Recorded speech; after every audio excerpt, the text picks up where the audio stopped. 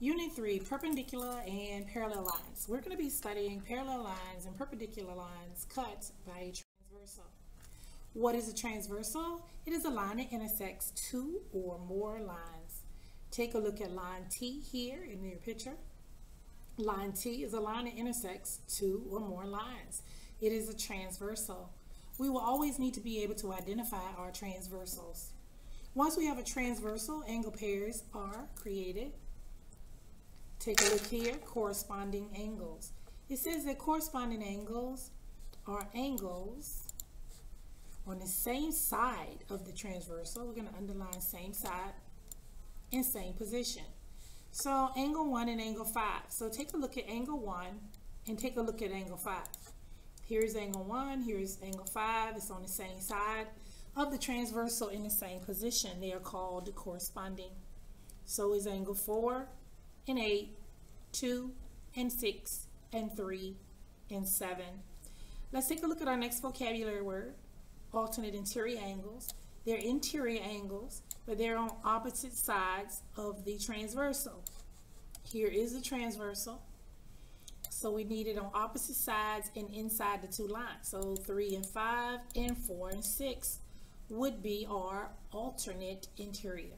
Key, interior, and opposite sides and inside and non-adjacent. All right, next vocabulary, alternate exterior. Say alternate 2 and 8, exterior on the outside of line L and M. 1 and 7 and 2 and 8 are alternate exterior angles. Let's take a look at this consecutive interior angles. It says interior angles that are on the same side of the transversal. So interior angles, but on the same side. So that would be 3 and 6. Example, we're going to name the type of angle relationship. If no relationship, we're going to type none. So we want to always identify the transversal. So here's my transversal. It's line R, and it is intersecting lines P and Q. So let's take a look at angle 1 and angle 8. They're on opposite sides of the transversal, and they're on the outside. They will be called alternate exterior angles. Let's take a look at angle 2 and angle 3. They're on the same side and inside. That's consecutive interior. Let's take a look at angle 5 and angle 7. They're on the same side, same position. That's called corresponding. Let's take a look at angle 2 and angle 7. They're on the inside and opposite sides. That's called alternate interior. Let's take a look at angle 1 and angle 3. They're on the same side, same position, corresponding. Let's take a look at angle 6 and angle 7. They're on the same side and they're both on the inside. That's consecutive interior. This is the vocabulary we'll be working with throughout this unit. All right, let's take a look here. Angle 5 and angle 13. Angle 5 and angle 13. So we have identified the angles. Now let's identify the transversal. What's the line that intersects those two? And it is line B. Here's the transversal. It's line B. We can see that these are on the same side, same position. That is corresponding.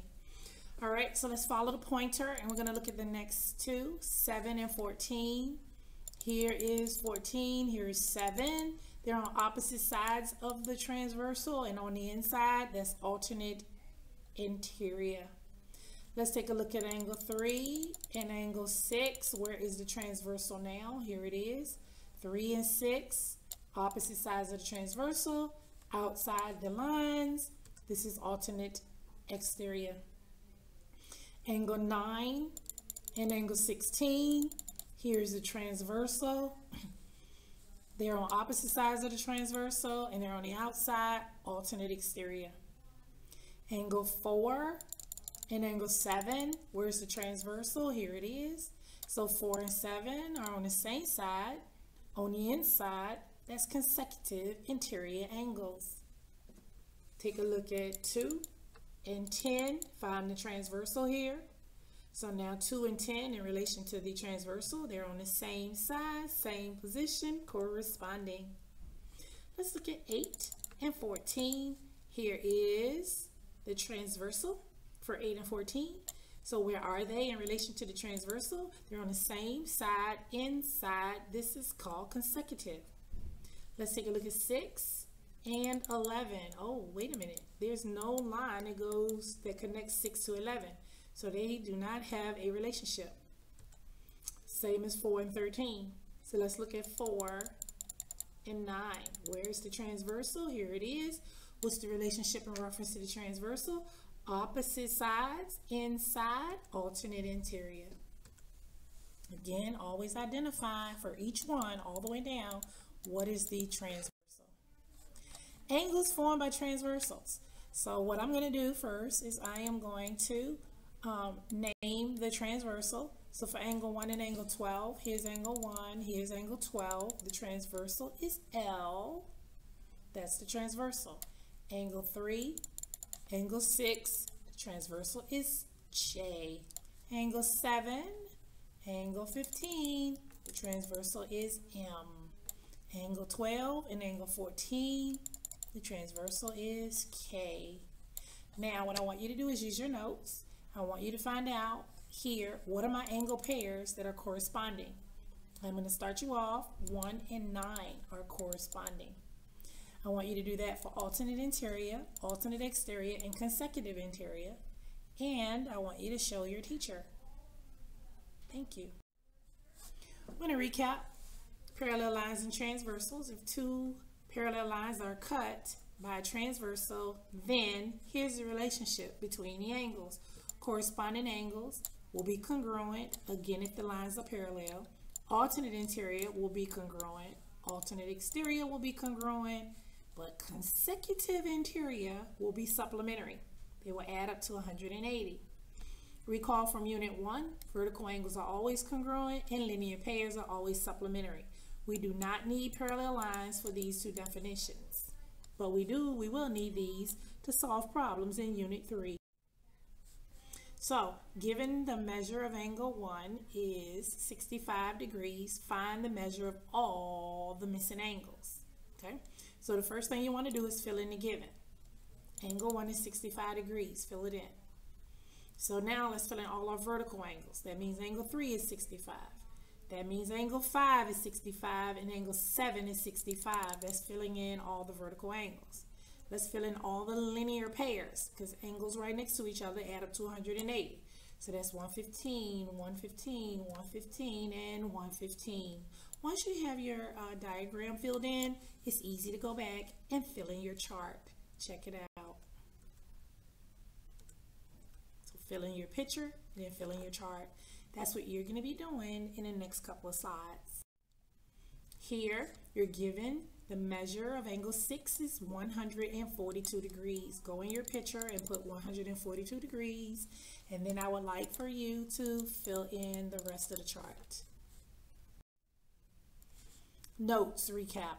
Once we know the lines are parallel and cut by a transversal, we can fill in the given.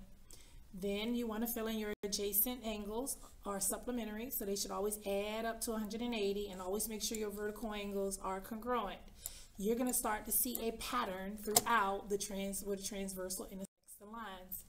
What I would like for you to do is go to the back blank cover of your booklet. I want you to sketch parallel lines and make a transversal. Label them, and then label the angles 1 through 8. Make angle 2 60 degrees and fill in the other 7 angles. Once you're done, make sure you show that to your teacher. Here's our next one. The measure of angle 5 is 82 degrees. The measure of angle 5 is 82 degrees. You're going to fill in 82 degrees and then fill in the rest of the chart. Now we see a transversal and it is intersecting 3 lines. Fill in the chart, fill in your picture, and then fill in your chart, and make sure you show it to your teacher.